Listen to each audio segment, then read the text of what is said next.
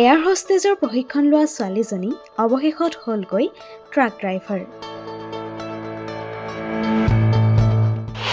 সৰুতে অন্য ল'ৰা-ছোৱালীয়ে বিভিন্ন খেলা বস্তুৰ লগত খেলিছিল আৰু মই খেলিছিলোঁ ট্ৰাকৰ নট বল্টুৰ লগত। এজনী সাহসী ছোৱালী নেহুৰ ব্যতিক্ৰমী কাহিনী এয়া। পৃথিৱীৰ এনে একো কাম নাই যি নাৰীয়ে কৰিব নোৱাৰে। হয়, কেৱল মেকআপৰ ব্ৰাছ নহয়, ট্ৰাকৰ ষ্টেৰিঙত ধৰি ভাল পোৱা নেহুৰ কাহিনী এয়া।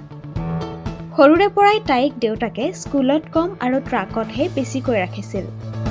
সৰুতে অন্য ল'ৰা-ছোৱালীয়ে বিভিন্ন খেলা বস্তুৰ লগত খেলিছিল আৰু সেই একেটা সময়তে তাই খেলিছিল ট্ৰাকৰ নট বল্টুৰ লগত।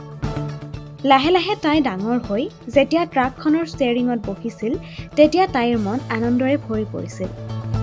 এদিন আকাশত উৰাৰ মন মেলি এয়াৰ হোষ্টেজৰ প্ৰশিক্ষণতো অন্তৰ্ভুক্ত হৈছিল তাই।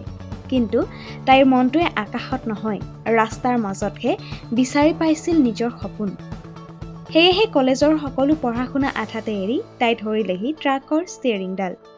তেতিয়া বহুতে কৈছিল ছোৱালী মানুহে ট্ৰাক চলোৱাটো ধেমালিৰ কথা পাইছে নেকি বুলি। কিন্তু একমাত্ৰ তাইৰ দেউতাকেহে কৈছিল তাইৰ যি মন তাকেই কৰিবলৈ। আৰু তাৰ পাছত তাই কেতিয়াও পিছলৈ উভতি নাচালে।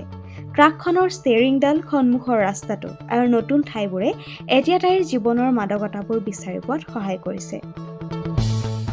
সঁচাকৈ পুৰুষৰ সমানে ছোৱালীয়েও যে সকলো কাম কৰিব পাৰে, নেহুৰ এই কাহিনীয়ে তাকেই প্ৰমাণ কৰিছে।